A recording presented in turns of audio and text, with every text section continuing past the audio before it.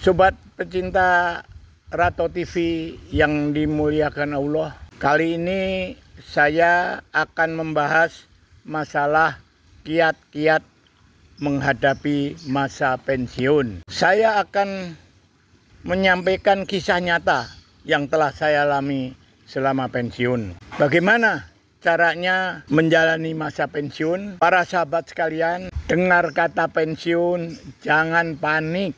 Karena pensiun itu pasti terjadi. Pangkat, jabatan, kedudukan, bahkan umur pun pasti berhenti. Pensiun bukan akhir dari kehidupan, tetapi pensiun adalah awal dari kehidupan baru. Para sahabat sekalian, lalu bagaimana kiat-kiat menghadapi pensiun? Yang pertama, pensiun jangan diam. Kemudian yang kedua, pensiun bergerak terus tanpa henti. Karena kalau diam berarti mati. Jangan diam. Kalau diam segalanya akan berhenti, pikiran tidak jalan, darah tidak mengalir, kemudian bahkan kantong pun tidak mengalir. Para sahabat sekalian, hasil survei menunjukkan bahwa 90% pensiun gagal menjalani masa pensiun. Kebanyakan pensiunan maunya menikmati pensiun. Justru itulah kesalahan fatal. Kalau menikmati pensiun, nanti yang ketemu bukan nikmat, tetapi mantap dan mapel. Apa itu mantap dan apa itu mapel? Mantap itu makan tabungan. Mapel itu mati pelan-pelan. Sekarang saya mau cerita tentang pengalaman pribadi saya menghadapi pensiun selama ini. Kebetulan saya sudah pensiun sejak tahun 2000.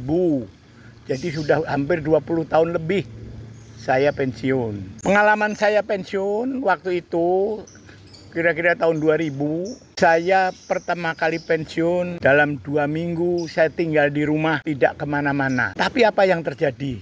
Yang terjadi adalah kejenuhan dan bahkan saya sedikit bertengkarlah dengan istri karena katanya nyepet-nyepeti orang pagi-pagi baca koran, ini dia mau ngepel waktu itu, sehingga orang rumah juga nggak nyaman melihat saya tinggal di rumah. Oleh karena itu setelah 2 minggu saya putuskan, saya tiap hari berangkat ke Jakarta, saya langsung ke lobi hotel, sarapan di hotel, baca-baca, bikin tulisan dan macam-macam di hotel sambil nunggu jam. Begitu jam 2 baru saya pulang. Itu menjelang setelah pensiun, setelah 2 minggu saya rasain saya diem di rumah.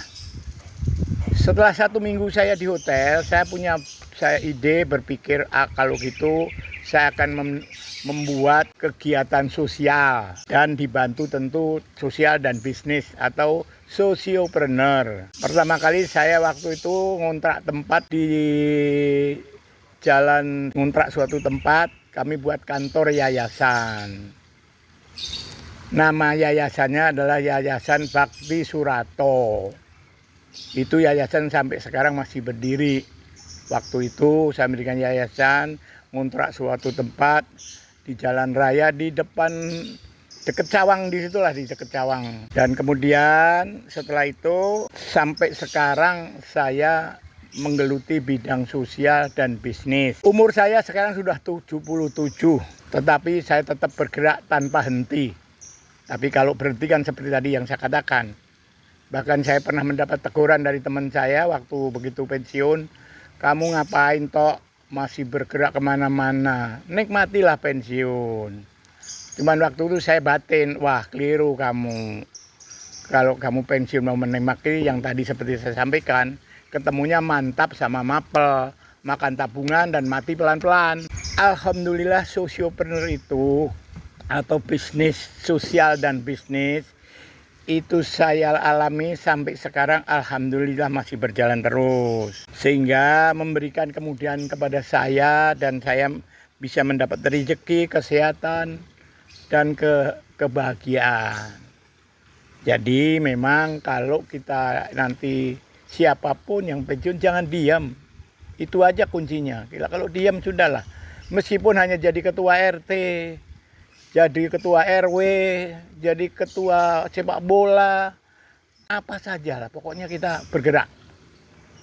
Saya kira itu kiat-kiat bagaimana menghadapi pensiun. Demikian pembahasan hari ini, semoga bermanfaat bagi para calon pensiunan, mauro pensiunan yang sedang mengalami pensiun.